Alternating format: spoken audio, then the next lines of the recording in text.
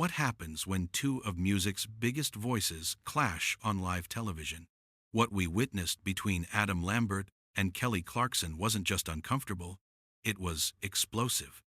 The tension that built during this interview culminated in a moment that left the entire studio in stunned silence. Before we get into exactly what was said that made Adam walk off that stage, make sure you hit that subscribe button and drop a comment below telling us whose side you're on in this whole situation. Trust me, you're going to have an opinion by the end of this. The Kelly Clarkson Show has always been known for its warm, friendly atmosphere.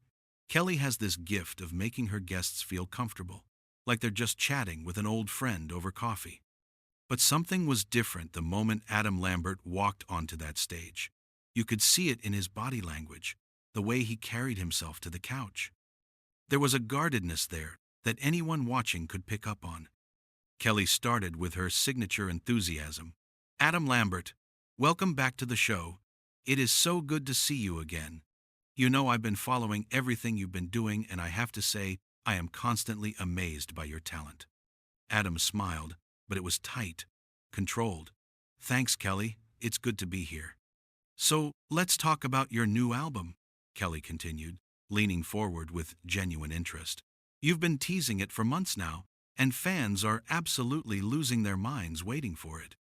What can you tell us about the direction you're taking with this one?" "Well," Adam shifted in his seat, "I think this album is probably the most personal work I've ever done. I really dug deep, explored some themes that I haven't necessarily been comfortable addressing in the past." Kelly nodded enthusiastically. "I love that.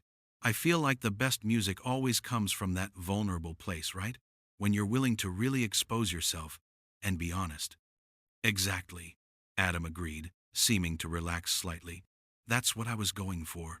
Authenticity." "Now, speaking of authenticity," Kelly said, and you could hear the slight shift in her tone, "I want to address something because I think it's important, and I think our audience would appreciate the honesty. There's been a lot of talk, a lot of conversation online and in the media about your career trajectory since American Idol. Some people have said that you haven't quite reached the commercial success that maybe was expected after you came in second place." The atmosphere in the studio changed immediately. Adam's expression hardened. "I'm sorry. What?" Kelly seemed caught off guard by his reaction but pressed on. "I'm just saying, there have been articles, think pieces, people comparing your career to other Idol contestants, and I thought maybe this would be a good opportunity for you to address that narrative, to set the record straight."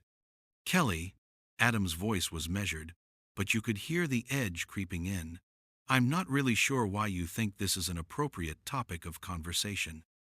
"I'm just being honest," Kelly said, her tone defensive now. "I mean, isn't that what you just said you value? Authenticity? Honesty? There's a difference between honesty and being deliberately provocative." Adam shot back. "What you're doing right now is taking tabloid gossip and presenting it as if it's a legitimate question I need to answer." Kelly's face flushed. "I disagree. I think it's a fair question.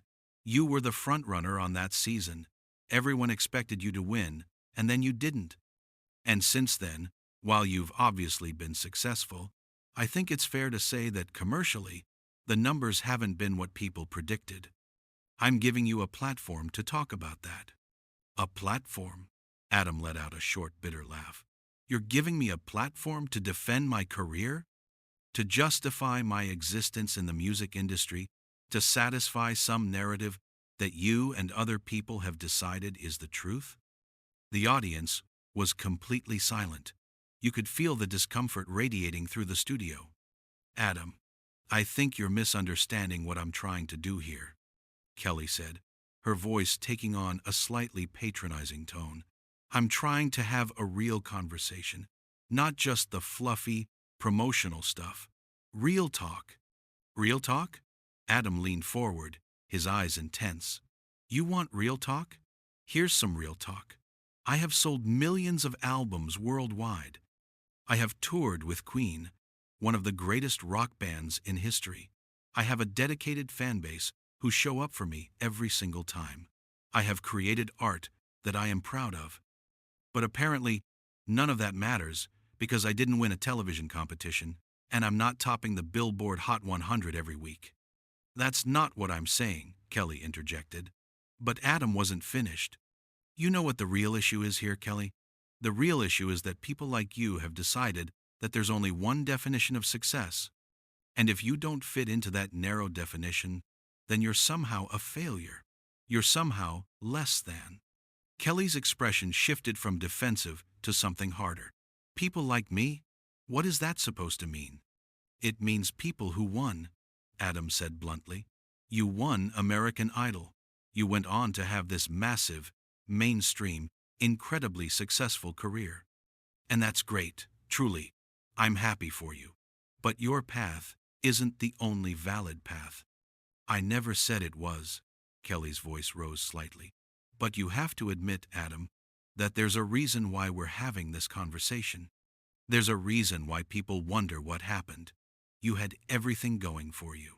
Had everything going for me? Adam's laugh was sharp. Except what, Kelly? Say it. What didn't I have going for me? The tension was suffocating. Kelly hesitated, clearly realizing she had stepped into dangerous territory. I think you know what I'm getting at, she said quietly. No, I really don't, Adam said, his voice cold. Why don't you spell it out for me and for everyone watching? Kelly looked uncomfortable, glancing at her producers off camera. I just meant that the industry can be challenging for artists who don't fit the traditional mold. The traditional mold, Adam repeated slowly. You mean straight. You mean conventional. You mean acceptable to Middle America. I didn't say that, Kelly protested. You didn't have to. Adam stood up abruptly. You know what, Kelly? I came here to talk about my music. I came here to promote my album, to connect with your audience, to have a good time. I did not come here to be psychoanalyzed about why I'm not as commercially successful as you think I should be. Adam, please sit down, Kelly said, standing as well. Let's talk about this. There's nothing to talk about. Adam's voice was firm. This interview is over. Adam, wait! Kelly reached out, not quite touching his arm, but the gesture was there. You're right. I'm sorry. That was out of line. Please, sit back down. Let's start over. Adam paused, his jaw tight. You could see him weighing his options, deciding whether to stay or go. Finally, slowly, he sat back down. The audience let out a collective breath they didn't know they were holding. Thank you, Kelly said, relief evident in her voice. I genuinely apologize. That was not the direction I intended for this conversation to go. Then where did you intend for it to go? Adam asked, still visibly tense. Because from where I'm sitting, it felt pretty intentional. Kelly settled back into her chair, and there was something in her expression that suggested she was regrouping, recalibrating. Okay, fair. I did want to address the elephant in the room, but I went about it the wrong way. Can we talk about it differently? What elephant, Kelly? Adam's voice was tired now. Just say what you want to say. The industry has changed so much since we were both on Idol, Kelly began carefully. And I think there's value in discussing how it's changed, what barriers still exist, what progress has been made. You've been an incredible advocate for the LGBTQ community. You've opened doors. You've been unapologetically yourself. That matters. But, Adam prompted, because there was clearly a but coming. But I wonder if sometimes, and I'm asking this with genuine curiosity, not judgment, if sometimes being so outspoken, being so political, if that has limited your mainstream appeal. The studio went quiet again. Adam stared at Kelly for a long moment. Are you seriously asking me if being authentically myself has hurt my career?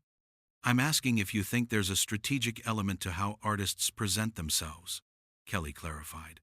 I'm asking if you've ever considered that maybe pulling back on some of the more controversial statements, some of the more provocative performances, might open more doors commercially. Controversial statements, Adam repeated flatly. Like what, Kelly? Like saying that gay people deserve equal rights? Like saying that I'm proud of who I am?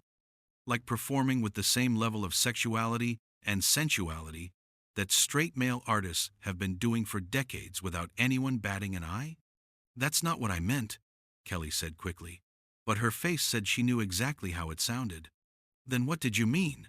Adam leaned forward, his voice rising. Because it sounds like you're telling me that I should tone down who I am, that I should make myself more palatable, more digestible for an audience that's apparently too fragile to handle a gay man being confident and sexual and talented. I'm saying that the music industry is a business. Kelly's voice hardened. And whether we like it or not, there are realities to that business. There are demographics. There are markets. There are radio programmers in certain parts of the country who are not going to play certain artists. That's just a fact. And your solution is what? That I should compromise? That I should shrink myself to fit into their narrow little boxes? My solution is that maybe you pick your battles, Kelly said. Maybe you recognize that you can't change everything overnight, and that sometimes, in order to have a platform, in order to reach more people, you have to play the game a little bit. Adam laughed, but there was no humor in it. Play the game. That's rich coming from you. What does that mean? Kelly's eyes flashed. It means you've had the luxury of playing the game on easy mode, Kelly, Adam said, his voice sharp. You're a straight, white, conventionally attractive woman with a big voice and a girl next door image. You fit perfectly into what the industry wants. You didn't have to fight for every single opportunity. You didn't have to constantly defend your right to exist in this space. That is incredibly unfair, Kelly shot back, her voice rising to match his. I have worked my ass off for everything I've achieved. I came from nothing. I've dealt with my own struggles, my own criticisms, my own battles with the industry. Don't you dare minimize what I've been through. I'm not minimizing your struggles, Adam said. I'm saying that they're different from mine. I'm saying that you have privilege that you're not acknowledging. Privilege? Kelly's voice was incredulous. You want to talk about privilege? You got to tour with Queen. You got to perform at the Oscars. You've been on magazine covers. You've had opportunities that thousands of artists would kill for. But instead of being grateful, you're sitting here playing the victim. The words hung in the air like a bomb. Even Kelly seemed to realize she'd gone too far, her eyes widening slightly as soon as they left her mouth. Adam's face went very still. When he spoke, his voice was dangerously quiet. Playing the victim, that's what you think I'm doing. Adam, I didn't mean it like that. Kelly backtracked immediately. I just meant that maybe there's a difference between advocating for change and constantly focusing on what's wrong, what's unfair, what's against you. You have no idea what you're talking about, Adam said, and there was something devastating in his tone. You have absolutely no idea what it's like to walk into every room, every meeting, every opportunity, knowing that half the people there have already decided they don't want to work with you because of who you love. You don't know what it's like to watch inferior artists get opportunities that you're passed over for, not because of talent, but because they're safer, because they won't make anyone uncomfortable. I understand that it's difficult, Kelly started, but Adam cut her off. No, you don't understand. You can't understand. And you know what the worst part is? I expect this kind of ignorance from the industry, from the gatekeepers, from the people who've never had to think about these issues. But I didn't expect it from you. Kelly's face flushed red. Ignorance? You're calling me ignorant? What else would you call it? Adam demanded. You're sitting here telling me to play the game, to compromise who I am, to make myself smaller so that I can achieve some arbitrary definition of success that you've decided is the only one that matters. If that's not ignorance, what is it? It's being realistic, Kelly fired back. It's understanding how the world works. You can rail against the system all you want, Adam, but at the end of the day, the system doesn't care. It's going to keep moving with or without you. And if you want to be part of it, if you want to have the impact you say you want to have, then maybe you need to be smarter about how you navigate it. Smarter, Adam repeated, his voice dripping with sarcasm. You mean more like you. And what's so wrong with that? Kelly challenged. I've built a career that's lasted over 2 decades. I have a talk show. I have a successful music career. I have the respect of the industry. Maybe there's something to be learned from that. Or maybe, Adam said slowly, you've just been incredibly lucky that who you are naturally aligns with what the industry wants. Maybe you've never had to make the choice between success and authenticity because for you, they're the same thing. Kelly stood up abruptly. I think we need to take a break. No. Adam stood too, his voice firm. We're not taking a break. You started this conversation, Kelly. You wanted to have a real talk. You wanted to dig into the uncomfortable stuff. So let's dig. The producers were clearly panicking. You could see crew members moving in the background, unsure whether to cut to commercial or let this play out. What do you want me to say, Adam? Kelly asked, her voice strained. That I'm sorry you haven't had the same level of success that I have? That it's unfair? Fine, it's unfair. Life is unfair. But that doesn't mean I'm the villain here. I never said you were the villain, Adam said. But you're not innocent either. You're part of the system that perpetuates these inequalities. And instead of using your platform, your privilege, your influence to challenge that system, you're defending it. You're telling people like me to just accept it, to work within it, to play by rules that were designed to keep us out. That is not what I'm doing, Kelly protested, but her voice lacked conviction. Then what are you doing? Adam pressed. Explain it to me. Make me understand. Kelly took a deep breath, visibly trying to compose herself. The audience sat in absolute silence, every eye glued to the two of them standing there, facing each other like opponents in a ring. I'm trying to have an honest conversation with you, Kelly said finally. I'm trying to understand your perspective while also sharing mine, but you're making it impossible because every single thing I say, you twist into some kind of attack. I'm not twisting anything, Adam said. I'm responding to what you're actually saying. And what you're actually saying, underneath all the careful language and the diplomatic phrasing, is that I should have compromised more, that I should have been less myself, that my lack of commercial success compared to yours is somehow my own fault for being too outspoken, too political, too gay. I never said too gay, Kelly's voice cracked slightly. Don't put words in my mouth. You didn't have to say it, Adam replied.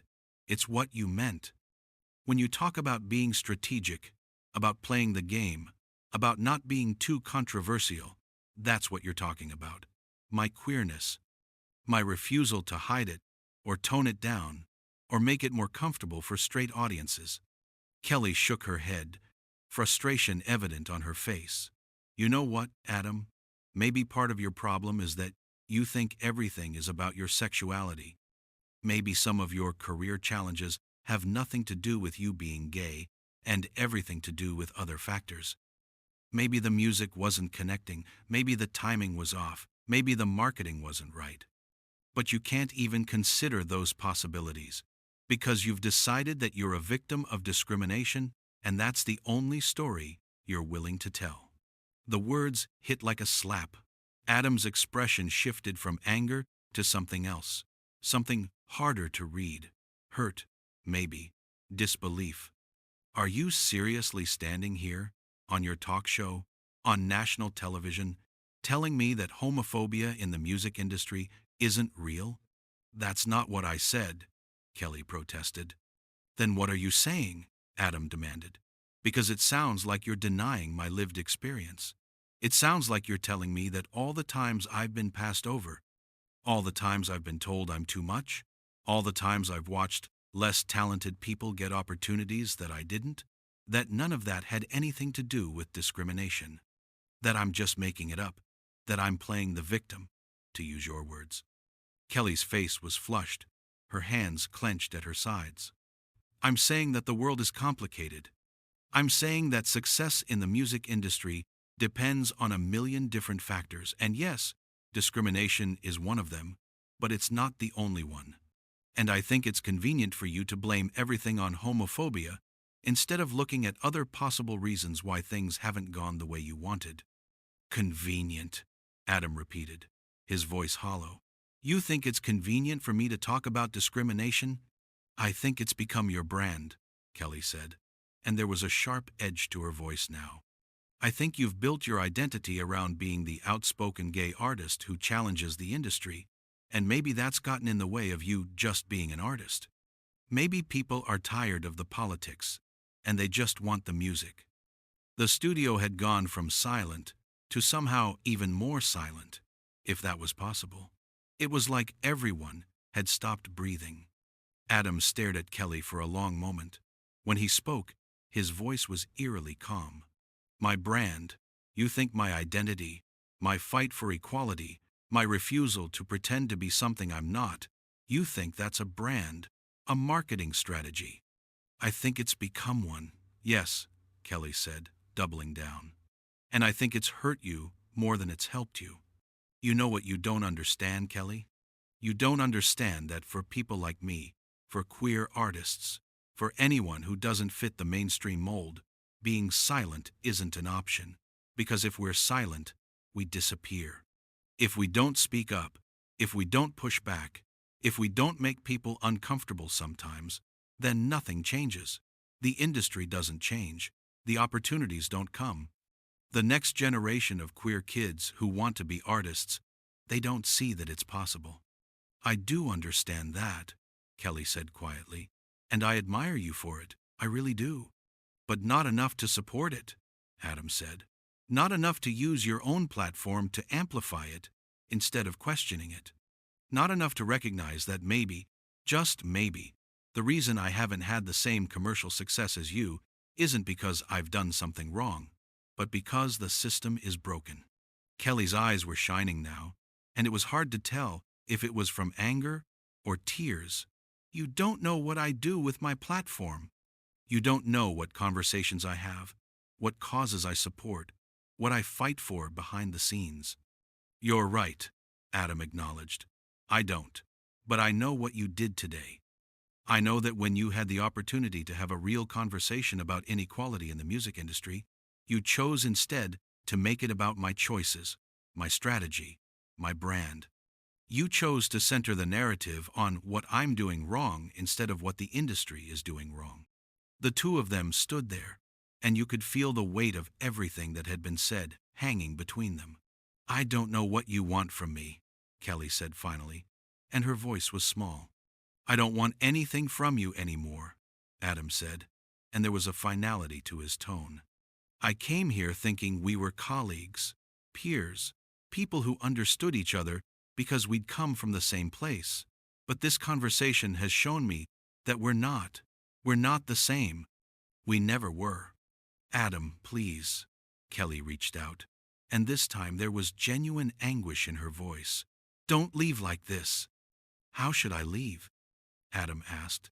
Should I smile and pretend this didn't happen? Should I laugh it off and give you a hug so your audience feels comfortable again? Should I make this easy for you? Kelly didn't answer. She couldn't. Adam took a step back. You know what the saddest part is? I used to respect you. I used to think that despite our different paths, that fundamentally you understood what it was like to fight for your place in this industry. But you don't. You've never had to fight the way I have. And instead of recognizing that and using your privilege to help, you've used it to judge. He turned toward the edge of the stage. Adam, wait, Kelly called out, her voice breaking. We can fix this. Please. Adam paused, turning back to face her one last time. There's nothing to fix. You've shown me exactly who you are today. I'm not a bad person, Kelly said desperately. I never said you were, Adam replied. But you're not the ally you think you are, and that might be worse. With that, he walked off the stage. Not storming, not dramatic, just walking, like he was done. Because he was. Kelly stood there, frozen, as the audience sat in shocked silence. The cameras kept rolling for a few more seconds before finally, someone in production called for a cut. So what do you think? Was Adam right to walk off? Did Kelly cross a line, or was she just trying to have an honest conversation? Drop a comment below with your thoughts and make sure you hit that subscribe button. And here's a question for you. If you were in Adam's position, would you have stayed and tried to work it out? Or would you have walked too? Let us know in the comments.